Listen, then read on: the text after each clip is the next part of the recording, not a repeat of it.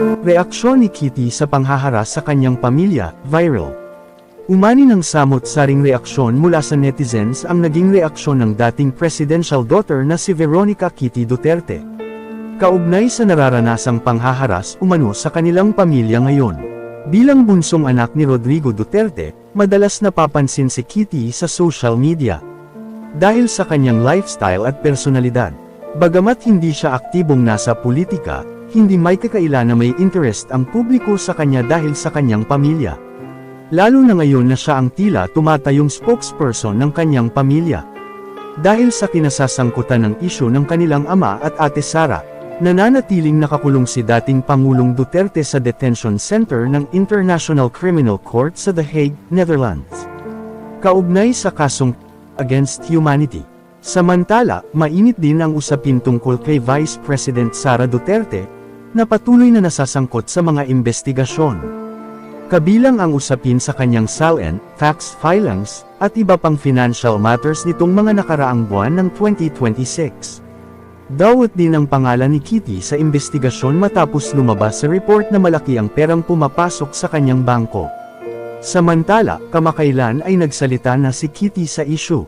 Sa social media, naging viral ang reaksyon ni Kitty tungkol sa paghaharas at pambabatikos sa kanilang pamilya.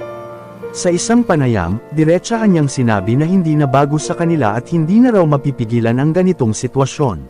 Ani Kitty, "These unsolicited opinions, everything the harassment it's inevitable." Dagdag pa niya, bilang isang pamilyang matagal nang nasa politika, normal na umano ang matinding batikos mula sa publiko. Paliwanag pa niya, "My family, most of them are in politics. Obviously subject to criticism and scrutiny, it's always going to be there."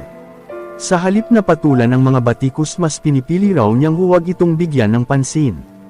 Giit ni Kitty, "I don't have lingering thoughts because, in the first place, I don't lend energy or time to things that, again, I cannot control." Para kay Kitty, mas mahalaga ang pag-focus sa mga bagay na kaya niyang kontrolin kaysa ma-stress sa mga opinyon ng iba. Gayunpaman, marami nga ang tumaas ang kilay sa pahayag ni Kitty. Tila himala raw kasi na hindi na nakikipagdebate pa si Kitty. Ayon pa sa ilan, mukhang alam na umano ni Kitty ang katotohanan. Sa kabilang banda, hindi may kakailan na malakas ang kumpiyansa at suporta ng mga DDS kay Kitty. At may ilan pa nga ang nagsasabing malaki umanok yung potensyal ni Kitty na sundan ng yapak ng kanilang ama at ni VP Sara.